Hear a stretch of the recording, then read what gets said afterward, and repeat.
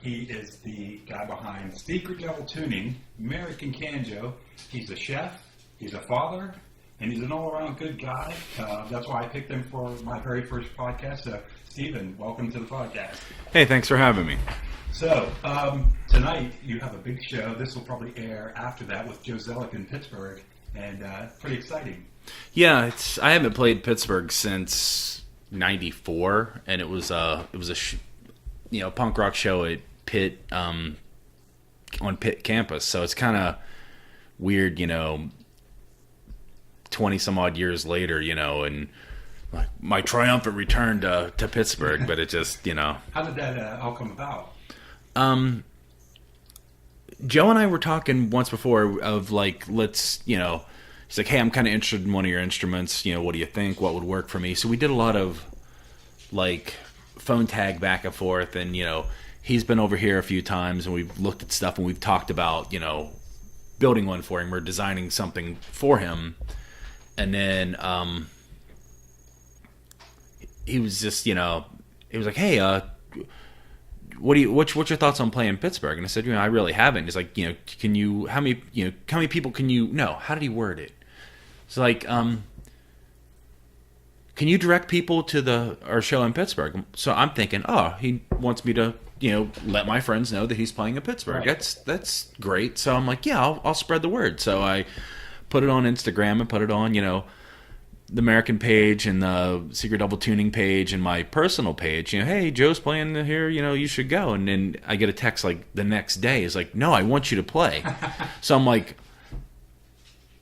I didn't. I was kind of I remember I was driving, and of course you're not supposed to look at your phone when you're driving, but I was looking at my phone, and I was just like, it was probably a good mile or two before I answered back. I'm like, well, can I? And I'm like, well, I think I know 20 people in Pittsburgh. If that's, I don't know how much of a show directing I can get with 20 people, because hell, you can sometimes can't even get 20 people to go out in your own town, or to go to anything. And that's not a cut on anybody, because I flake out all the time on stuff where, I get home and it's dad time or it's husband time, or if it's, whatever. Sometimes it's like, I just don't wanna, so I am gonna flake out. So I never take it personal, or never, I guess, I just don't take it personal. But you're just like, okay, if all 20, the world. Yeah, I'm like, if all 20 showed up, in a perfect world, that'd be fantastic. If you have 20 people showed up, then, because not even a cut on Pittsburgh, but from what I've heard, there's a lot of, there's tickets that, people sell for the show. I've never sold a ticket to a show before that I've played. So I don't know. That's a weird concept to me, but that's, from what I've heard, that's how Pittsburgh works. They give you a bunch of tickets, and you sell your tickets. And one half of it makes sense. If you're gonna book somebody that has no following, why would you book them? Sure. But then a person has a ticket. Yeah, they're going to at least come. Yeah. But also, if you're starting out and you don't know anybody, how would you? Yeah, how do you book? This is our very first. I just moved to the town, and I'm trying to break into the music scene here. Well, do you know anybody? No. But what am I going to do with these tickets? Yeah, so you don't have anybody unless you're going to stand out on the corner and hey, you want to buy a ticket? Hey, make up some story. Oh, this is the hottest band around. They're from Zimbabwe, and it's It is a lot different now. I have to check on something. I think. Okay. Yes, I have to let a dog out. Oh, okay. Sorry. And we're back. Okay. Well, both you and I, I think probably in the 90s, we both had a round with the punk rock and independent music, and things have changed a lot since then. I remember you go to Kinko's and print out a flyer that you made from pages that you cut out of a magazine, yeah, some words, and paste them up everywhere, and most of the shows were word of mouth before the internet. I remember my one band, we had a website, and it was one of the, I'm not saying it was one of the first websites, but this was 97, 98, so not too many people had websites, and right. You really didn't know what to put on it. There was a couple band photos and stuff like that, and there was a way to do there wasn't like a Bandcamp where you could just, your music would play. It would, and YouTube wasn't around yet, so you couldn't even make videos. You could make videos, but how do you? Yeah, on a VHS. Yeah, put that up. Yeah, and so we would do just stupid like top 10 lists of like to keep it organized. I don't know if anybody ever saw the website because it wasn't like a normal website. It was like www.literati./ I mean, it wasn't even like a simple like where you typed in like. You couldn't just search it on Google. Yeah, or Yahoo. Then I think it was Yahoo or whatever the. No, there was something with a dog. What was that thing that? Yeah, I know because there was like Ask Jeeves back then, and there was another one. It was like Spot or something like that. Yeah. Because it had this little like fake, 8-bit dog that would like run to go and get fetching your website, And I worked at a publishing company, so I had a Macintosh, and I could do actually, type out the name of the band and write everything in a really nice font and change it all around. So we were always a step ahead because we didn't have to cut the letters out of a magazine or do a hand-drawn flyer. Now I look back, though, and I kind of have a nostalgia for those homemade flyers that somebody did with cut and paste with actual magazines and some of the most creative art. And I have a pretty good collection of band flyers because even back then, I realized that this is like a really unique art form. Oh, yeah. I mean, there's the one website or Facebook page that Sean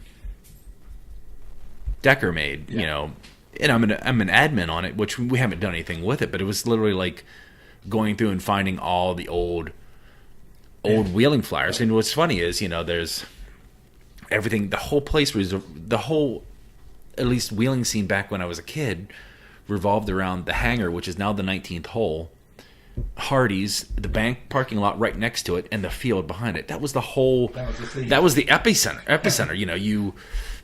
You went to Hardee's and you ordered a cup of coffee and you sat there and you got 2 burgers and 2 fries for $2 because that was their big claim to fame.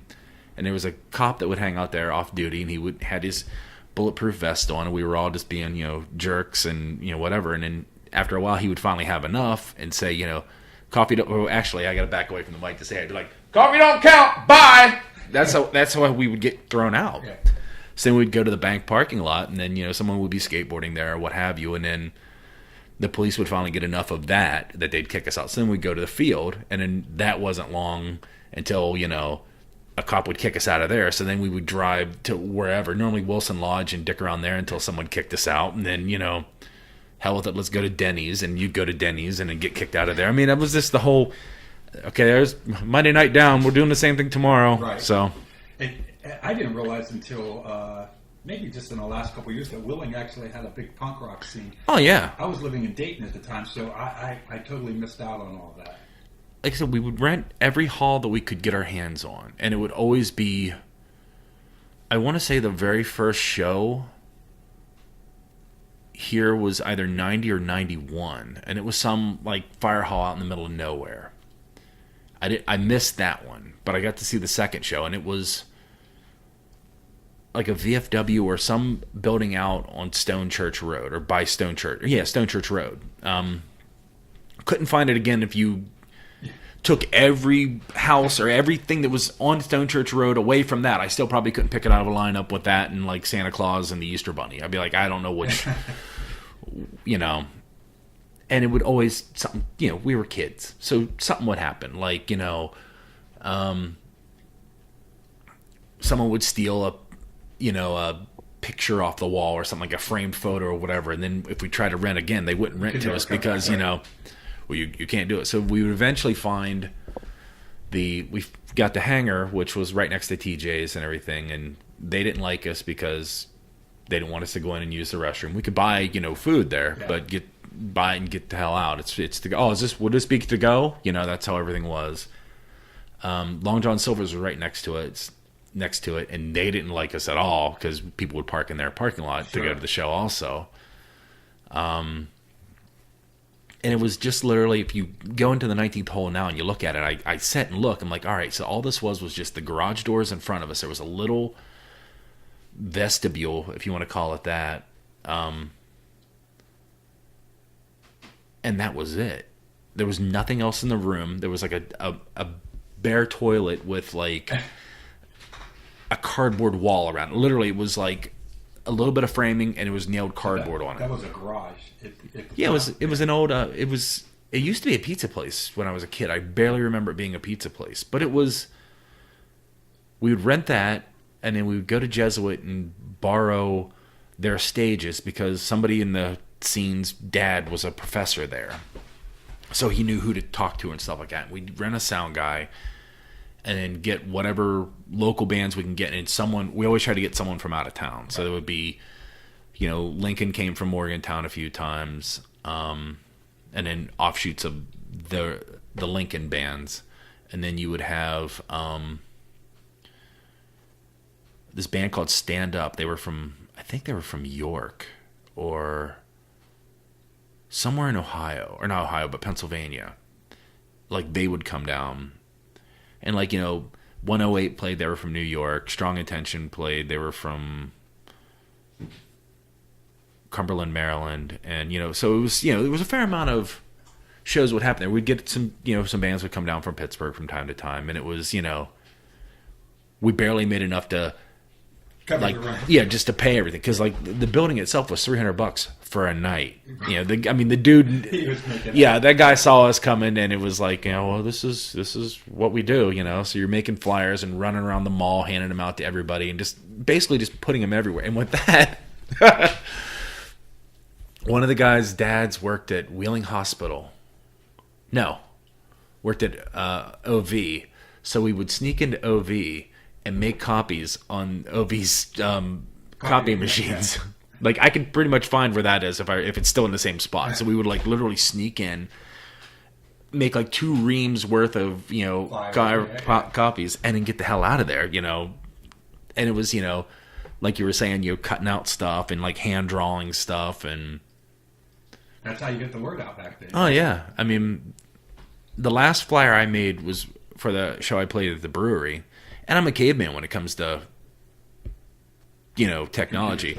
I know how to do things on, I knew what I have to do, how to do it for work, and I know, basically if it's not on a phone or a tablet, I really can't do it. And if it's anything like, oh, can you draw this? I'm like, no, I can draw it on a piece of paper, but, I can't do it with my finger. It just doesn't work.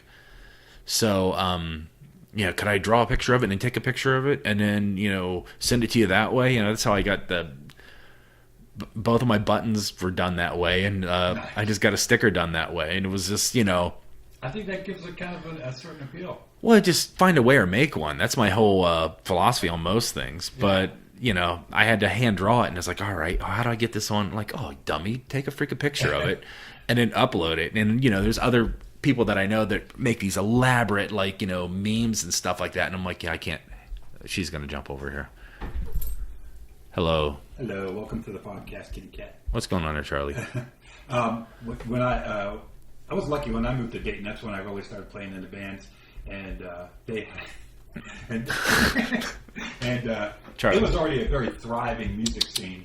And I went to Dayton Hardcore Fest there once. Yeah, it was great because I didn't know anything about that. I mean, in college, of course, all college towns have a pretty good scene. But we went to these underground shows behind the Cargill plant. It smelled terrible from them processing corn all day. I saw Fugazi in an electrician's union hall. Nice. And then there was a band or a bar called the Canal Street Tavern, and they would have shows on Tuesday, Wednesday, Thursday, Friday, Saturday, and Sunday night. And so they always had to fill the schedule. So if you were terrible, you could at least get a Tuesday night show. Nice. Which made it worthwhile to put a band together. If you and then the goal was to work up to the weekends. And, Stop it. And the ultimate goal was if RC Mob would come in from Columbus, or they'd get a national touring band that would come through and open up for them. Were you there when Brainiac was there? I was there. I saw Brainiac's very first show. Awesome. I was sitting right in front of Michelle, and I was like, this chick is amazing. And I was there with the band that I just started with my buddies, and they're like, hey, you got to go see Brainiac. They're going to be really good. And I said, this is a whole new world now. They were so much different than what everyone else was doing. And Timmy Taylor was like Prince, the punk rock Prince. He was the most incredible person on stage, and then you would see him off stage. You go, hello. How are you? Well, it's the same way with Ian Svenonius from like Nation Ulysses and the makeup. I mean, when Nation Ulysses broke up and they started the makeup, he sounded like Prince. That's the very first time we went to a show in Washington at it was the Black Cat, but it was on Christmas Day and it was a makeup show. I'm like, well, let's go. I mean, let's go. Yeah. And I had never seen a live crowd walk. Like if you ever go to a show in Washington D.C., especially in that era, nobody moved. Everyone was so conditioned by Fugazi's no slamming around, so you just stood there. Your head would bob, and your knees would, you'd kind of move a little bit, but you didn't want to move too much because they didn't want to be misconstrued that you were slamming, and you might, that you don't do that here. So, like he was telling everybody to put their hands up. And he's on the stage and he's got the mic in his hand and everybody's hands are up in the air and he steps out onto these hands and then he's walking across everybody holding him up like hands. Like I couldn't imagine. And he was in like freaking platform shoes. I mean, it was like freaking crazy. I was just like, remember watching it, just like my jaw hit the floor. Just like, my hands were up, but he didn't come our way. But you're just like, what the? It was just phenomenal. I know. I wanted to ask you for sure. Make sure we covered was building your own instruments. How did that? Where did you get the idea for that? What motivated you to do that? When I was growing up, I grew up in St. Mary's, West Virginia, downstate from Wheeling. It's about 57 miles away. It really, there's nothing there. Like, there was an oil refinery. It's kind of a cute little town. I'll just leave it at that. I don't want to bash it because then St. Mary's people get all uppity. So, yes, it's so cute that the train track runs right through the middle of Main Street. And when the train comes, you have to pull out of the way. It's very much Mayberry. We'll just call it that. Well, the neighborhood I lived in,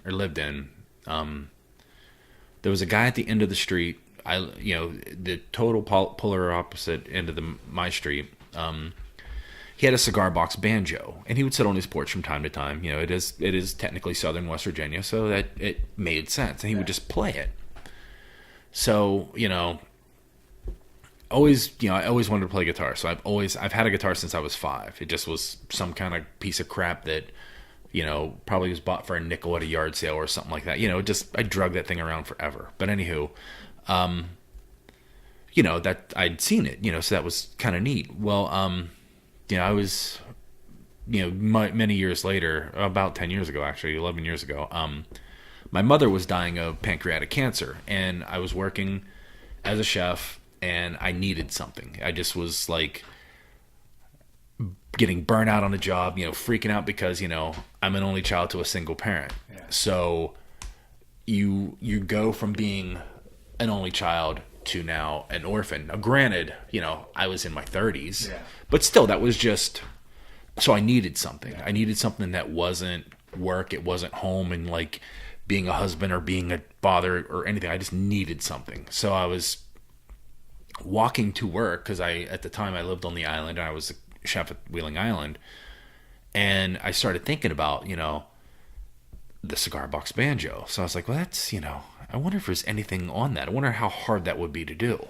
Like, I have no clue how to play a banjo, but, So I looked online, and I saw plans and stuff like that for cigar box guitars. So I'm like, that's fine. It's like I don't really know how to... The concept of playing a banjo still blows my mind, and I'll never learn how to play it. It's that drone string, but, the rest is fine. So, I went to a local shop, or a local cigar shop, and they were selling cigar boxes for $1. I'm like, all right. And I'm looking around in my house, and there was a board up in the attic that, okay, well, that kind of works, and then I got 2 bolts and ordered a set of machine heads, tuning pegs from eBay, got 3 strings, built it, and it was a blast. Yeah. I'm like, well, this is kind of very, I still have it. It's in pieces because I just took it apart because I didn't want it to, whatever. But that was the very first thing I built. So then, and it was incredibly basic. I was trying to thin the board to make it about the same width as a guitar, and I think I was using a jigsaw. I mean, incredibly like just basic hand tool and basic carpentry, horrible carpentry skills. We'll just leave it that way. It's so ripply at the top. It was, you could have surfed on it, but it was a blast. So then I, figured it out and like built 2 more and, gave one to my buddy for Christmas present. And then this was back in the MySpace days. So I put a picture of it up and one of my friends said, "Hey, how much for that?" And I said, $40. I just grabbed the number and just, Threw it out there, yeah. Because there was people building cigar box ones and they were selling them for some decent change. I mean, pretty good money at the time because they were very... You can't just go buy one. Yeah. At Moore's. So, that's what got me started. And then, I built the 2 one that I kept for myself, one that I gave to my friend, sold the one, and then I just stopped. I was like... That was fun. Just was done. And I switched jobs and I was at a local resort that begins with an O. I was the executive chef there and I hated it. It was just probably one of the most miserable job experiences I've ever had. And I needed something. It was just like, I need something again. I need something that's not this, because it was, boo freaking who, chef world, but like we were doing 14-hour days, 6 days a week, for months at a time. So you're pretty much burnt out and you hate everyone and everything in the world. I just needed something that was nice, So I went back to the cigar shop to see if I can buy another one of those boxes, and they didn't sell empty boxes anymore. So I'm like, how can you not sell empty boxes, but you still sell cigars? So where are the empty boxes going? Or, so I just like, there's a bunch of questions there that,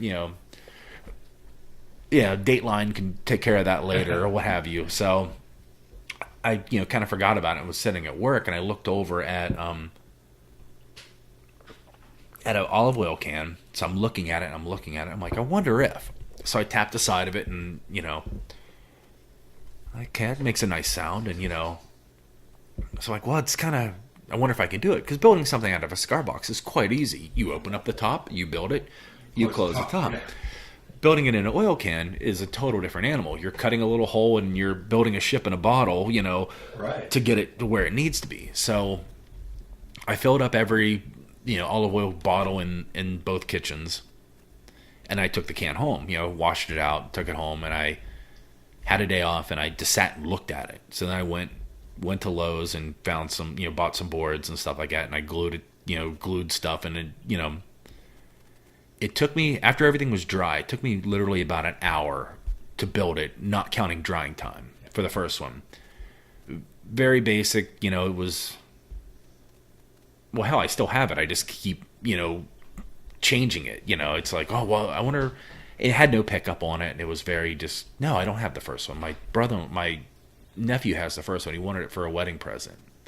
And then, so he has it, and it was literally just a can, a stick, 3 strings, and a bolt. It was very, very basic because I couldn't wrap my head around the fact that would it short out would the pickups and everything short out with a metal can? Right. It just didn't make any sense. Did you work on your own guitars before that, with the soldering and... No, So it was just, this was all just, I had dreams of doing, like, oh, I want to put this, but no skill, no anything like that. I didn't care, or I cared, but I just, Never, you don't get around to it. Yeah, so it was much easier just to, hey, can you change this for me, and please don't kill me when you charge me, Right.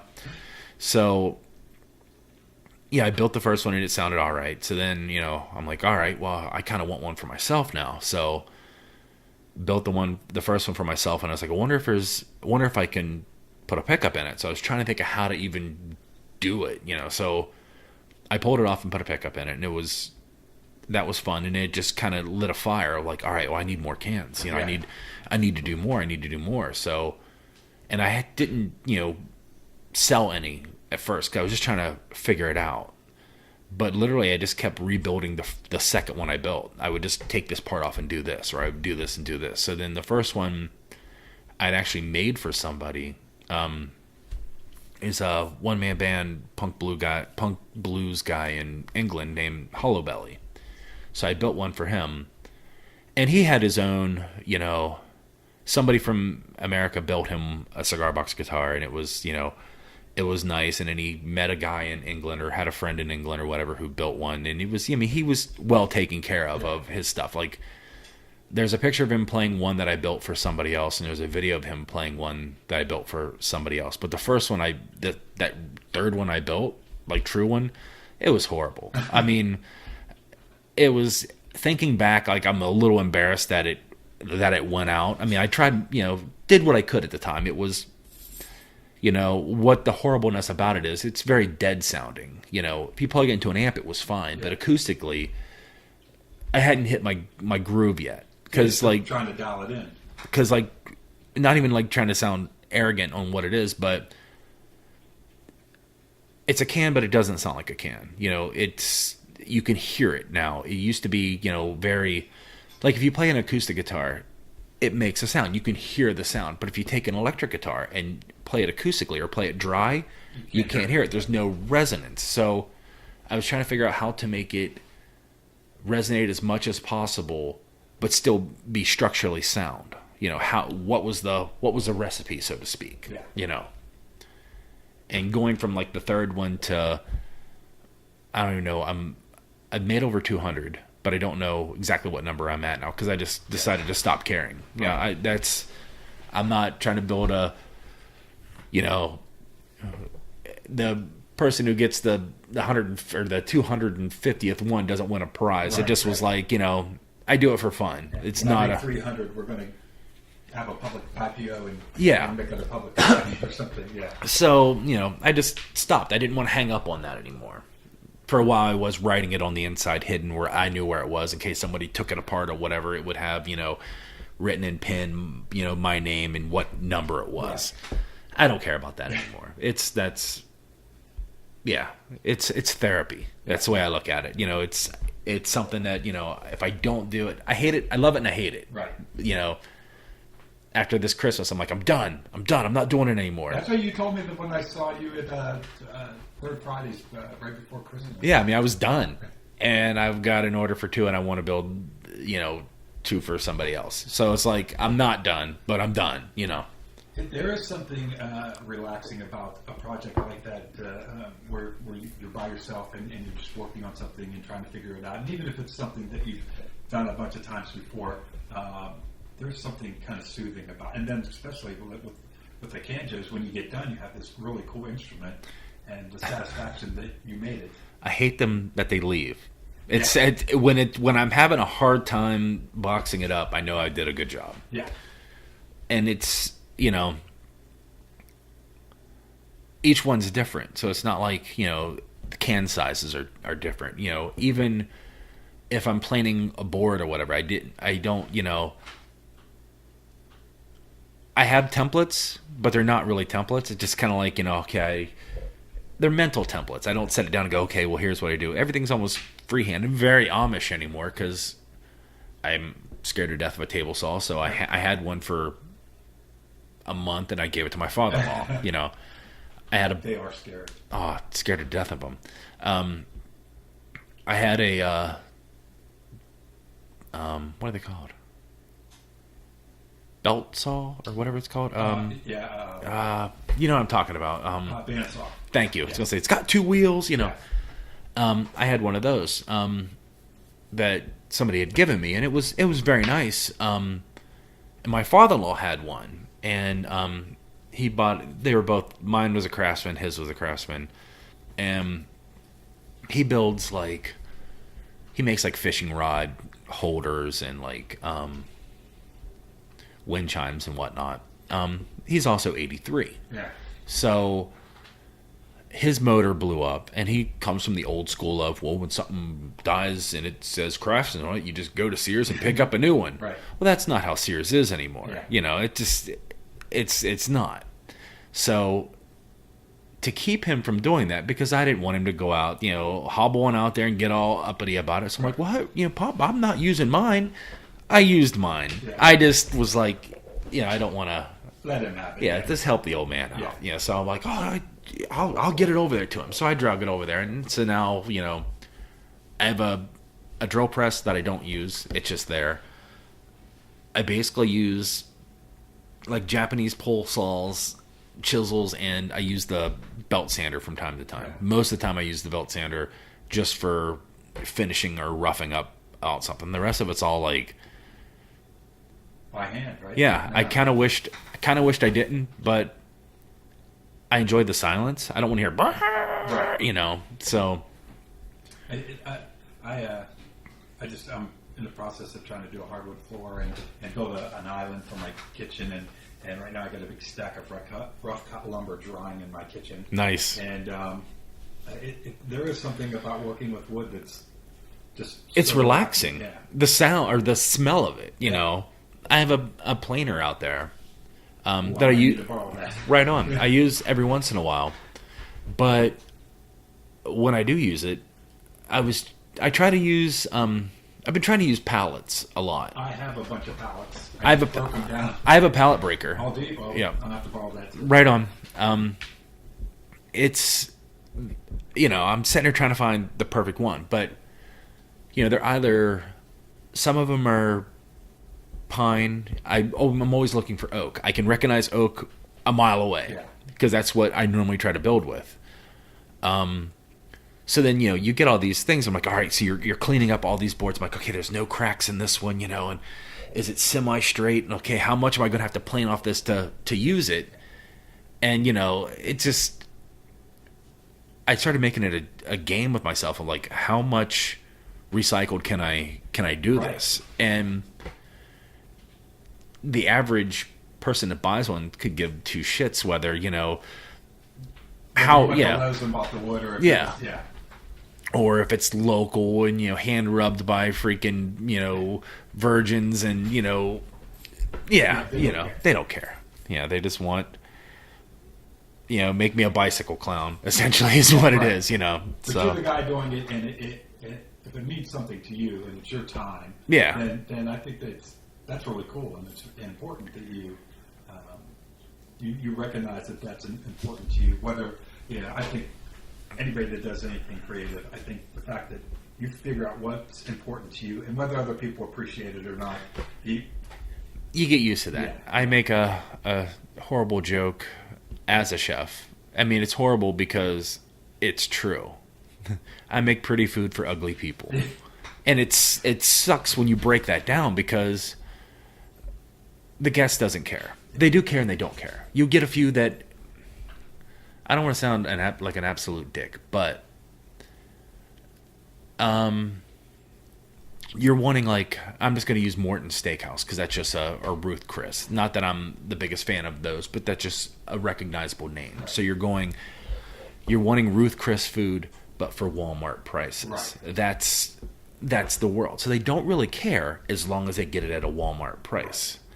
And you have the opposite end of the spectrum of, you know, well, I will only use, you know, I only eat, you know, blah, blah, blah, blah, blah. That's what I'm telling you. But really, I'm, you know, I eat convenient. Yeah. I just go to convenient and grab a, you know, bag of donuts and, you know, something, you know, Campbell soup out of a can. Not even the Campbell soup, like the generic. yeah, whatever brand is there. But I'm gonna, you know. Do you feel like if you serve them the same dish, only instead of putting your heart into it and trying to make it the best you can, if you just kind of half-assed it, that they would probably not, right? You know, as long as it was, you know, halfway decent, they don't recognize maybe the artistry and when you really make a really good dish that people just, they're so busy shoving it in their face and that they don't necessarily recognize that this is actually a cut above something that you could get somewhere else. Well, considering I hate most restaurants in our valley, there's a few that I like, and I'm not gonna bash anybody or praise anybody, you know, just because it's unfair. They're not there to defend themselves. But I've seen what people were. Oh, have you been there? They're really good. I don't consider that a restaurant. I consider that just a bar. That's just a place to go and drink. That's not a.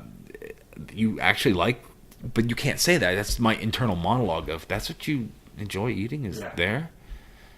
Or, you know, And it is. I think that for some people, like a nice big plate of cheese sticks is like, man, that's if they're good cheese sticks. Which I mean, it's cheese deep fried. How bad can it be? But that's yeah. And I would love to see the High Valley have more diverse choices, where you don't have to run up to Pittsburgh to get. well, just the other day, I mean, looking on Facebook, I had 3 people on my friends list from the Valley were all making Indian food. Right. They were all 3 of them same night Love it. were making Indian food, and I'm thinking, man, I would love an Indian restaurant here. And I'm thinking, it would never go. Not enough people. There's not enough people that would eat it, you know. Yeah, so I understand why everywhere is an Italian place, and I'm using mental air quotes because you know everything's an Italian place, and you know we just finally got a bunch of Mexican restaurants, which is kind of nice. So there's they just put in a Taco Bell in my neighborhood, and that place is constantly packed. So I'm just like, Taco Bell, really? Yeah. Yeah. Unfortunately, for a really diverse restaurant, there's not a market for it, and but Indian food is so delicious. I bought a motorcycle off one of the doctors at work, and when I went over to pick it up, his wife made me this cup of tea that was made with milk, and I don't even know what it was, but Lassi? it must have been Lassi? Boy, I would know if I drank it again because it knocked my socks off, and Yeah, I mean, and I think it's one of those things. If people tried it, they would. But I think a lot of people would say, "I don't like Indian food," that have never really tried it. Oh, yeah. It's like a lot of people say they don't like sushi, but I don't know that they maybe don't like the idea of it. But if they tried it, they would realize that it's one of my favorite things. well, you've got people that won't eat. I've heard, a quote. I mean, from it was an older gentleman, in the valley here. He won't eat rice because that's Chinese food. Right. I'm like, how is really? Oh, It's like, Chinese food, yeah. and I overheard him say it, and I was gonna engage in the conversation, but I thought, I'm not gonna. Rice-A-Roni's the San Francisco treat. Yeah, he's old. I'm not gonna change his mind. I'm just gonna either give this dude a heart attack, or maybe he might wants to swing, or So I'm optimistic, and I will say that I think in the High Valley we're starting to get a younger group of people that are more cultured, that have an appreciation for these things. The yoga studio, Happy Goat. Happy Goat. Classes are always full, so there are people that are embracing these new ideas. I think the internet has opened up people's minds to a lot of things. True. And so right now, I don't think an Indian restaurant would fly, but I do think that maybe 10 years from now or 5 years from now, we'll get to the point where people are becoming more open-minded to those things. As if we can have, we're on the cusp, I think, of a certain cultural revolution in the valley, and at least I hope that we are. I see that there is a group of people going that way, and I think that there are some people that can be nudged into having an appreciation for things outside of what they are right now, and so I'm optimistic that in the future we will have at least a restaurant that maybe has an Indian dish once a week. That's okay. They're just cheater glasses. The cat's joined us on the table, and it's actually a very quiet cat. It's amazing that as much as like if you tap on the table, it'll pick up on the microphone, but the cat's paws aren't making any noise. Little cutie. Design. Yeah. Well, hell, there was back in right when I moved away. So this would have been 94, 95. In Center Market, there used to be a vegetarian restaurant. Was there really? And it blows my mind that there was, and that at that time I was a vegetarian. It started as a joke, not really a joke. It was a bet. Yeah. And it was a 5-year bet that I was a vegetarian. And I actually enjoyed food more as a vegetarian than I do now as not a vegetarian. But it's just out of convenience that 23 years of being a chef, I don't eat for enjoyment anymore. I eat because I need to eat. Sustenance, yeah. But yeah, that's blew my mind because the town I lived in Virginia had two wonderful vegetarian restaurants in town, and it wasn't even, it was in between Richmond and DC, like we're literally right smack dab in the middle. So it wasn't like Southern Virginia didn't claim it because we were too far north, and Northern Virginia didn't claim it because it was too far south. If that makes any sense. Right. So it was a dacoit, it was a ghost, it was a place with no home. That's what it was. So 90%, well, not 90%, a fair amount of the population were all either from Northern Virginia or DC area, Southern Maryland. And majority of the adults, when I use the term adults, I mean more grown than professionals. Well, that's the better word for it, because I was an adult when I moved there. But, they were all white collar workers in Washington. That's Right. what they did. They just lived farther south in the suburbs because it was cheap there. Now it's no longer cheap. It's kind of, I went back this year and it's no longer cheap at all. But so there was not an Indian restaurant, there was a Thai restaurant, which was fantastic. Fair amount of Chinese restaurants, 2 vegetarian restaurants, 2 French restaurants, which was like true French restaurants. Wow. Like when I did my apprenticeship, because I did an apprenticeship first at a French bakery, and La Petite Auberge that was one of the restaurants. They're still around.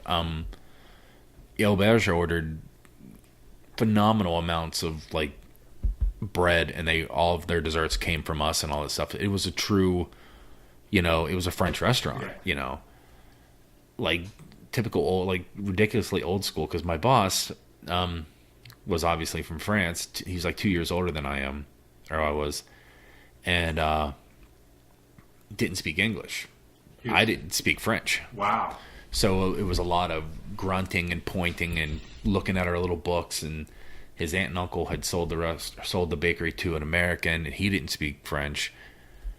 So it was an experience, but it was kind of fun because that's kind of why I stayed. I'm like, I have no clue what he's saying to me. We're both looking at our books. We're both pointing and screaming at each other to try to get, And then my English was horrible because I'm teaching him English and he's teaching me broken French. So, if I was to say, hey, can you put that over there? That's how I would say that. Hey, would you mind grabbing that and putting it over there? But it would be, can you put this one over there? Because he would say putch, not putch. So you would pick up that, and just horrible things in French that he would teach me. I would teach him the American version, the equivalent. I mean, it was just hilarious. But it sounds much better to say, You guys kind of developed your own shorthand. oh yeah, toute some peep salop is, sounds much better than, can I have some oral pleasure? That just. Now, when you were living in DC, the DC area, did you play music? Oh yeah, that's the whole reason why we moved. Oh, to play music. Yeah, it was like I went to college for a semester, and it was like the singer and guitarist of the band that's where he was going to college. So it's like, let's keep the band together, let's go. So as soon as the drummer graduated high school, we moved. Wow. I mean, it was like, Were these all guys from around? Oh, yeah. Here, or we were all from here. oh, okay. And that was the closest to DC. The whole game plan was either get on DeSoto Records or on Discord. That was it. I mean, if we could have been any more of a DC ripoff band, it would have been insane. I mean, that's what we tried. And, to the point of demo after demo sent. And then the one guitarist would just write letters all the time. Like, he wrote a letter to Kim Coletta from Jawbox because her and Bill Barbeau, they ran Discord record or DeSoto Records. Like we went and had matchbooks made of our names on it, right, or with the band name on it. So ripped out all the matches and write "You Shouldn't Smoke" and would send it, or send a sticker. Like it was just constant, Yeah, anything that you could. Yeah, anything to just you remember who we are. Right. You remember who we are, and you would go to. We hung around with a band called the Dismemberment Plan, and they were on DeSoto. So we would go to a party at one of the members of the plan's house, and there would be someone from like Jawbox there. So there's my hero. I'm gonna go talk to Jay. I'm gonna go. There's Bill. I'm gonna go introduce myself again. I've already introduced myself 1.5 billion times. We played a Fort Reno show, which is funny because there was a band that a friend of mine sent me a video of, and it's us playing at Fort Reno, but I don't know who the hell this band is.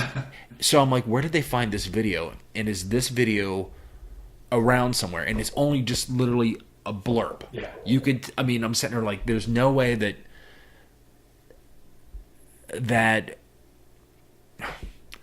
4 guys are all wearing white, white-ish shirts, and like 2 guys are in black jeans and one's in white jeans, or one's in regular blue jeans. And it was a real quick enough where you can like, oh my God, that's, You can make it out. You can make out that that's a white Telecaster, that's a gold Telecaster, and that's us. There's my bass. That's us.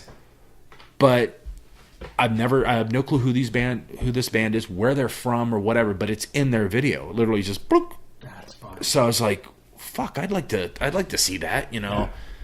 But I remember playing that show and looking out and seeing the people from Jawbox in the audience, and again, absolutely freaking out because I've seen Jawbox 1.5 billion times, and we did our typical us. We imploded every time, something like that. Something it's a big break. Yeah, and it's like I'm gonna do this. We just overdid it. It's just what we did. We were real good at like hamstringing ourselves at any chance. It's kind of weird when you meet your idols like that. Kim Deal would come into this bar that I hung out in when she would be in town, and she was pretty good friends with Michelle from Brainiac, and I kind of knew them peripherally and enough to say hi, and I think maybe once I even sat at the table and talked for a couple minutes, but I was obviously such a big fan that I was aware that I was being a fanboy, and so I just tried to play it cool and get up and leave on my own before I was asked to leave, and the first time I saw Guided by Voices, I had no idea who they were, and I thought that they were awful because they were playing a birthday party in like a drinking bar, not in a bar that a band should be playing in. And then later on, it was kind of after that I realized how great they were. And first time I'd ever seen Brainiac and Timmy Taylor was on stage, so I never knew him as a person. Yeah. And so I even him, I would be standoffish. And I remember I was at the New Year's party, and he goes, "Hey man, do you know any of these girls here?" And I'm like, "Well, yeah." I said, "But you're Timmy Taylor. You don't know how. You just go up to them and just go." Just wave your hand, and they'll start talking to you. And it's kind of neat to find out that even though he was like this dynamite musician and so charismatic on stage, that he was just a regular guy. Oh yeah, and sweet guy. They played in Fredericksburg, and they ended up staying at my friend Keith's house. Like our house was a block away from the college, and it was one of the like, I'm not gonna say that they can stay at our house because I don't have all my roommates to say, right. Hey, do you guys mind if Brainiac stays? I couldn't get to that because they were like typical band. Hey, does anyone have a place that we can stay tonight? We don't sleep in the van. Trying to survive, yeah. Exactly. So my friend Keith says, yeah, he played in another band in Fredericksburg. So they stayed at Keith's house, and I forgot what I was on. I didn't go and hang out. I was going to, but I think I might have had to work later or something. Who knows what it was. But Keith said that like Timmy hung out in the living room for a little while, and the rest of the time he hung out in the basement, which was kind of weird, but whatever. And it's like one of the members, I don't remember who it was, but just kept doing Arnold Schwarzenegger quotes from movies, and that's all he did all night. It's like so they were watching TV and drinking or what have you, and he's like, "Remember when I tell you I'd kill you last? I lied." Just get to the chopper. So I mean, that's kind of funny when you see stuff like that. Like we played with Lungfish, which is another one of our huge fans, huge heroes, and I just remember being like total freaking fanboy to the point of like I'm showing off for Lungfish. I'm like, what? When I think about it now, I'm like, what the fuck? Why did you do that? Yeah. But then like I bought They used to have this thing in DC area. It's called the Indie Rock Flea Market. They don't have it anymore. But I remember going to the Discord tent, and there's Ian MacKaye standing there, and I bought it was a reissue of like a Minor Threat 7-inch, and I bought it off of Ian, and I remember trying to play it so cool, just play it cool, just be fine. He's like, oh, so I hand it to him, and he looks at it, and he's like, oh, I remember this band, and then I give him money, and I walk away. But then like 3 days later, we went to Georgetown. There was a record store called Smash Records. So myself and my buddy Corey went looking for whatever, and there's Ian MacKaye and Henry Rollins. Oh my God! At the store, acting like Henry and Ian. So they weren't. There was no pretense. I mean, there's all the oh, look at this! Oh my God, I can't believe they have this. So you don't go and you don't break that up. You just watch from afar. Yeah. Because you're just like, here's two icons being high school friends again, being absolute buddies, being as much of a fanboy about finding a record as anything. I mean, it was like, I can't believe they have this. Just a witness. Yeah, you're technically probably have enough money and or are famous enough to get whatever you want. Yeah. Let's just call it like it is. But you're geeking out over finding I think it was even a CD. It wasn't like, vinyl or anything like, spectacular like that. It was a freaking CD. But, full blown music geekdom was like, so we're like, nudging each other like, look, what's going on over there? Don't look too much.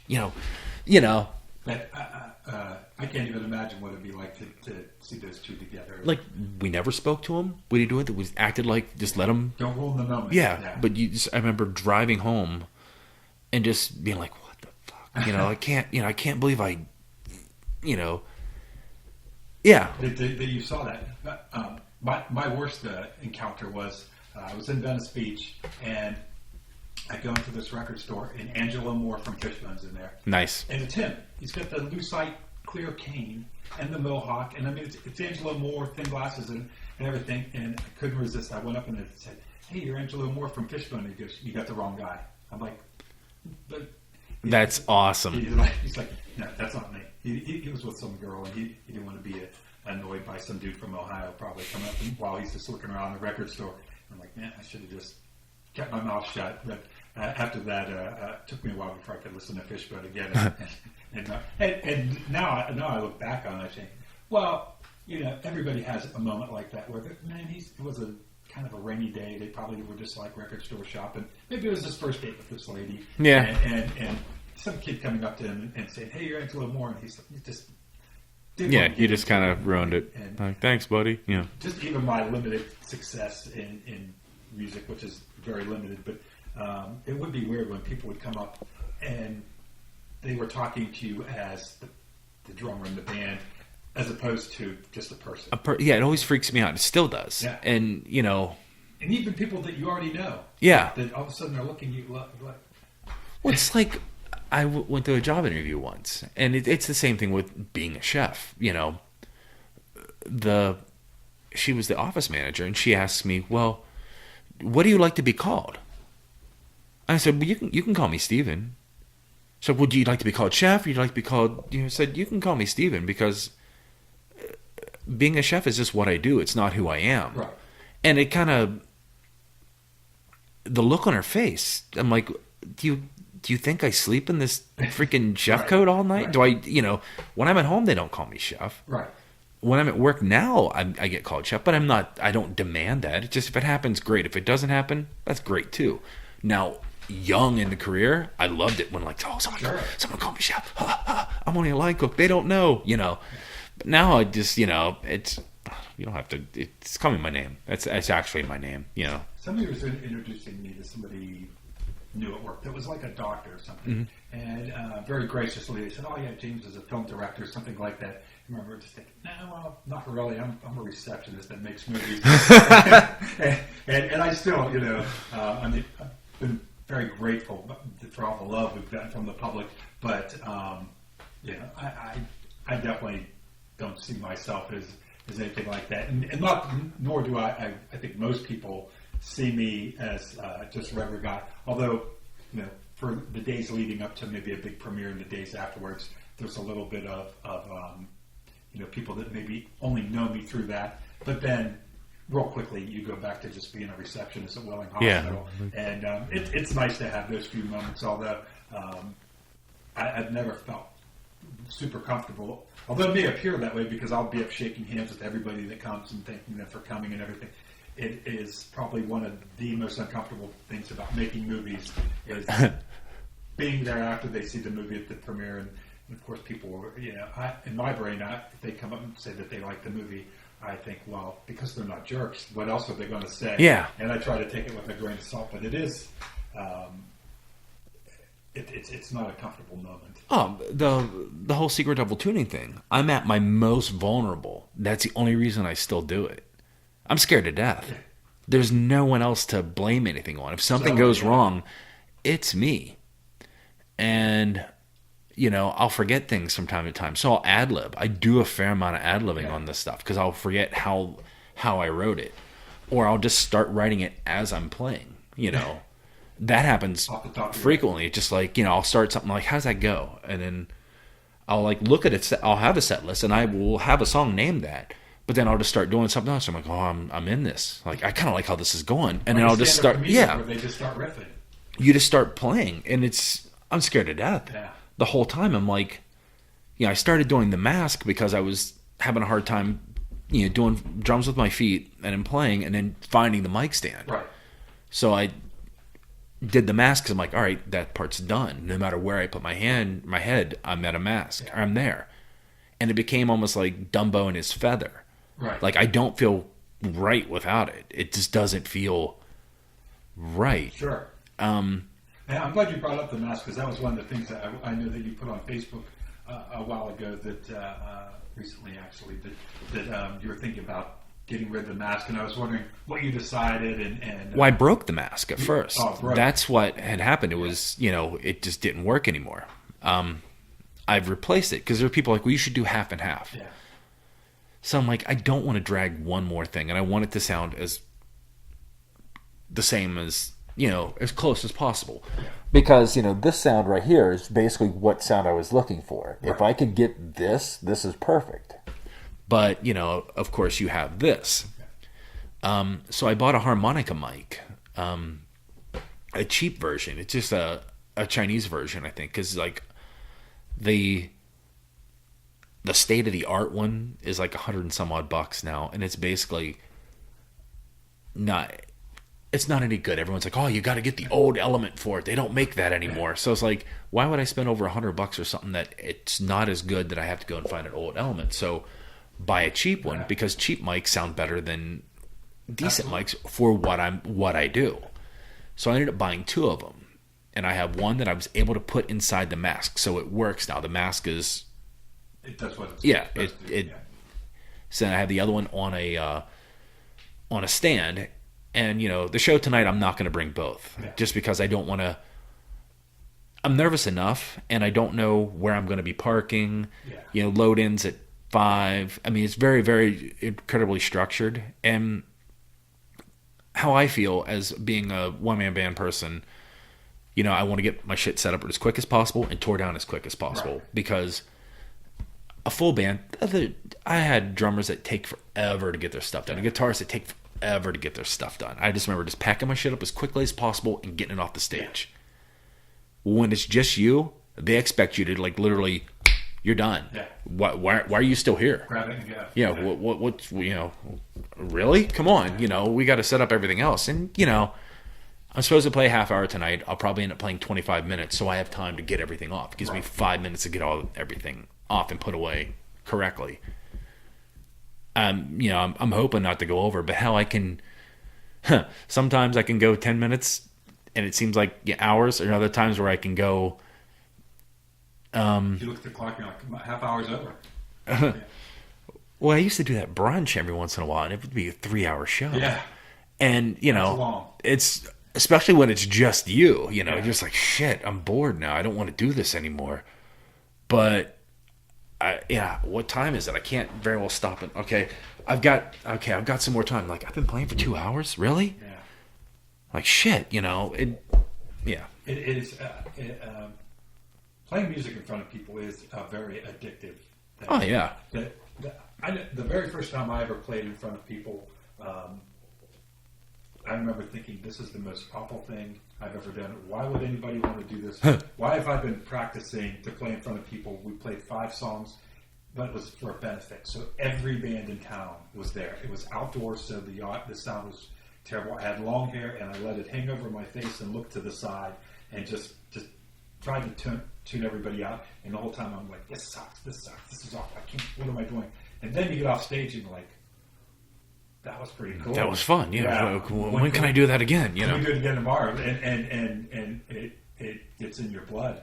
So it is funny that we keep going, even though you have butterflies. Oh, I've never been nervous until I started doing it on my own. Well, that was you're it. The only guy, right? So. Yeah. So I mean, yeah, never. And I mean, it's very. Not that I had that much confidence. Like, you just call it stupidity or young, Sure. just being young and dumb. I didn't care when I was, in my teens playing. But, now I'm like, oh, well, okay, please don't mess up. Right.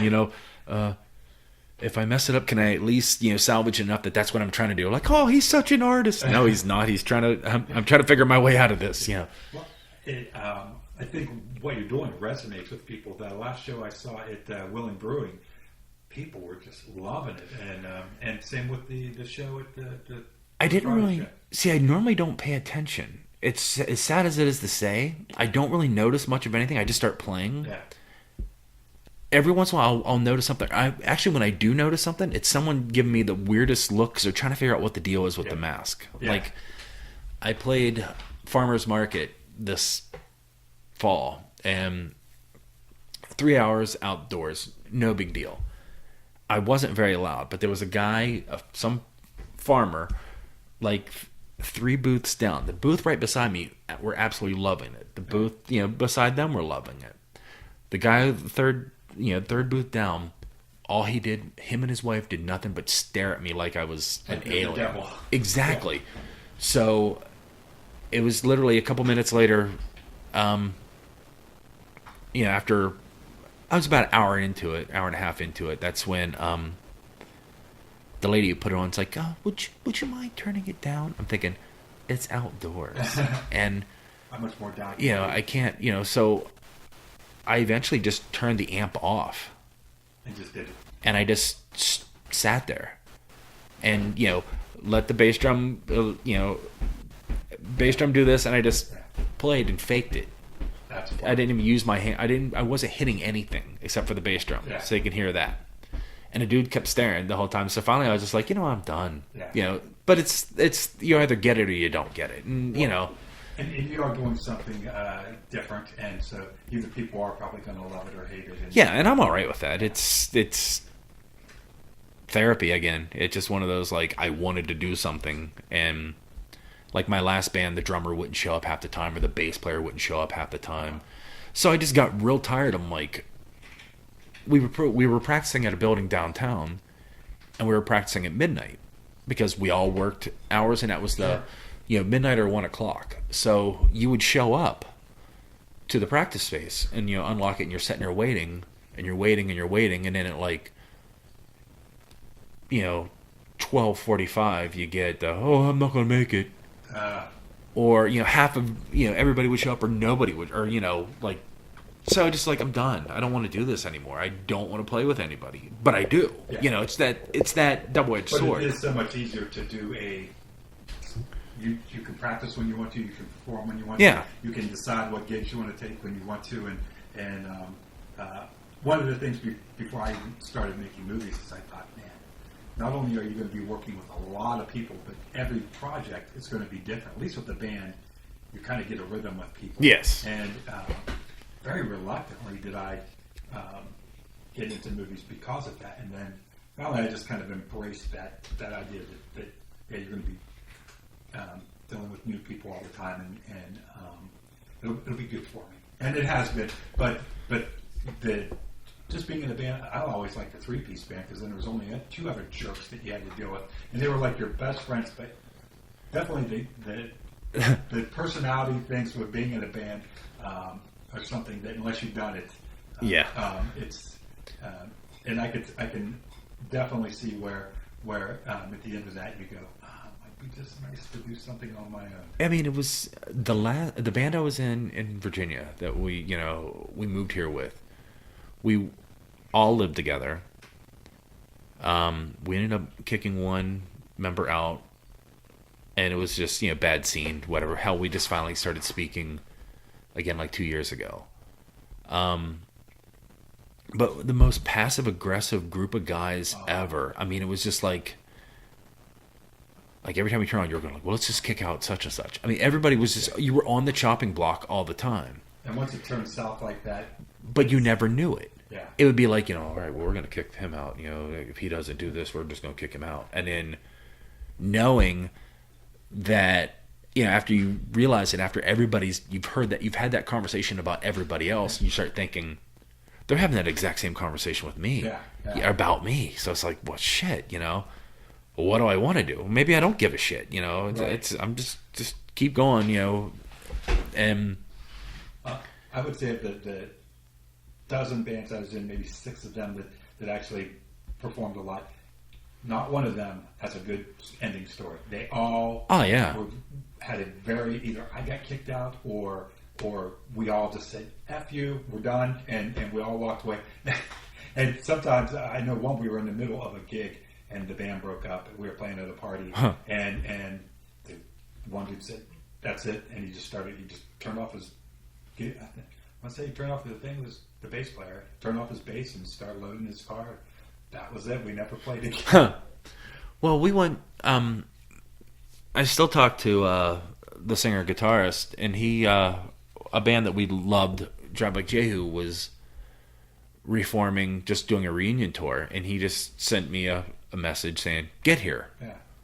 And just told me the date. So I went and looked and see, well, who's playing in Washington. I'm like, holy shit, it's Jehu. I can't wait. Yeah. So we go to the Jehu show, and he and I are there, and our old drummer, who neither one of us speak to anymore, I mean, this has been over 20 years, was there. So I'm like, huh.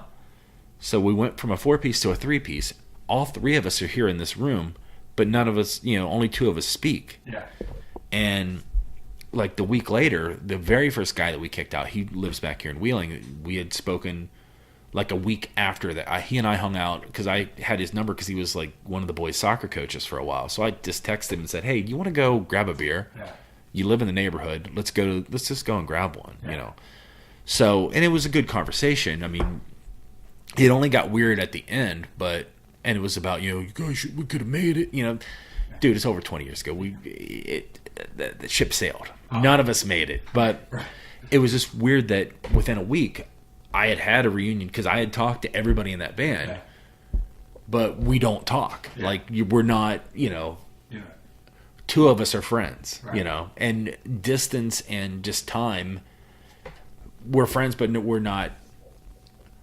I could text him right now and I might get an answer back in 2 days, if I'm lucky or if at all, That's just the way how life is. It's not a cut on either one of us. It just, life happens, it just. I'm pretty fortunate that of all the bands that I was in, all the bad feelings and stuff when the band broke up, we've now come to the point where we're all, it's been so long. We're just happy to hear from each other. I went to Dayton, and the guys from Shandor and the Impaler band that I was in, with guys that I was already really good friends with, that we started the band because we were all good friends, and then ended up getting kicked out. But we had a sort of reunion with our group of friends and the guys from the band. Nice. And everybody, even Jarvis, who doesn't hug anybody, gave me a hug, and it was great. It's good to know that so many years, even the band where the bass player left, he lives in Cincinnati, and we had a reunion. It's probably been 10 years ago now at his house in Cincinnati. Nice. We went down to his basement, hammered out all the old tunes, and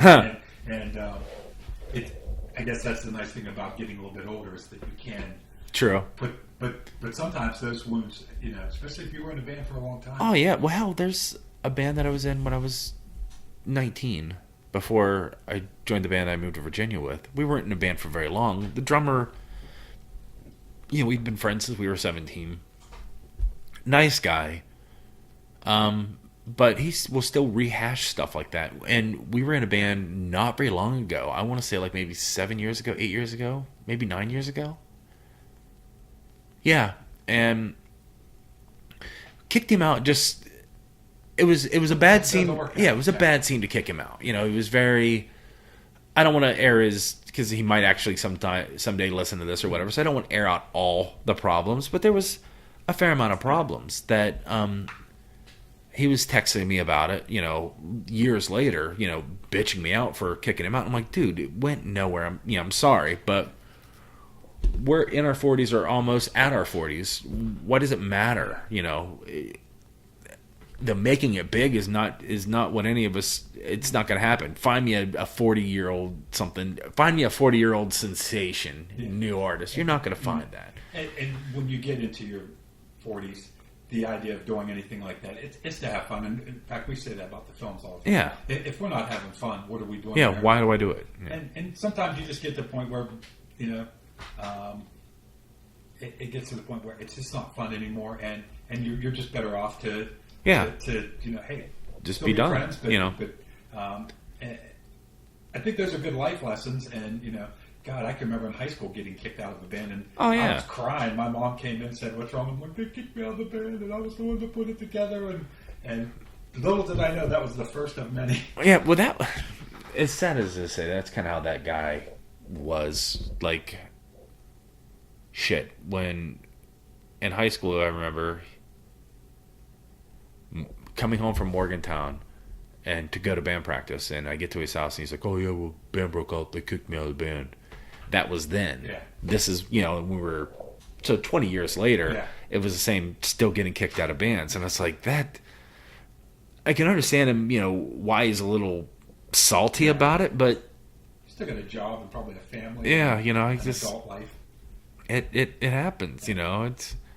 When you're in high school, that's what you have. Yeah, I mean. Hopefully by the time you're 40, you have other things that, if you get kicked out of the band, that you can move on. The last band I was kicked out of, it was the only band I was kicked out of, in all honesty, and it was, we had gotten pregnant with Connor, and they're like, hey, I hear you're having a kid, and we're gonna probably try to be touring and this and that, whatever, and none of us in good faith feel that you should be having a young child, a baby, and you being away. Yeah. And I respect it. I was pissed at first, because that's just the initial reaction. You dump me? There's that. But I'm like, they're absolutely right, And getting ready to have a baby, and it maybe did you a little bit of a favor. Yeah, it makes absolute sense. So. Even though it sucks at the time. Oh, yeah. Well, I think I was hoping that we would have an hour's worth of stuff to talk to, and as I see the CAT scan that I think that runs on batteries, it's probably about out of steam anyhow. And I know you have a gig to prepare for, so I think we have much more to talk about. So I hope we get a chance to do this again. Right on. And thank you so much. Thanks for having me, man. Great conversation. And one thing I knew the two of us that we could probably talk all day long. And I've always said, ever since I met you, we haven't known each other that long, but whenever I do, we have these just very natural conversations like we've known each other in grade school. And it's just been really fun for me. Thanks for doing it, man. I appreciate it. Hey, good luck tonight. That was thank you. That was a handshake. Yeah, a brotherly handshake. And so this was my first podcast, and stay tuned for the next one. And thank you. Thanks for having me.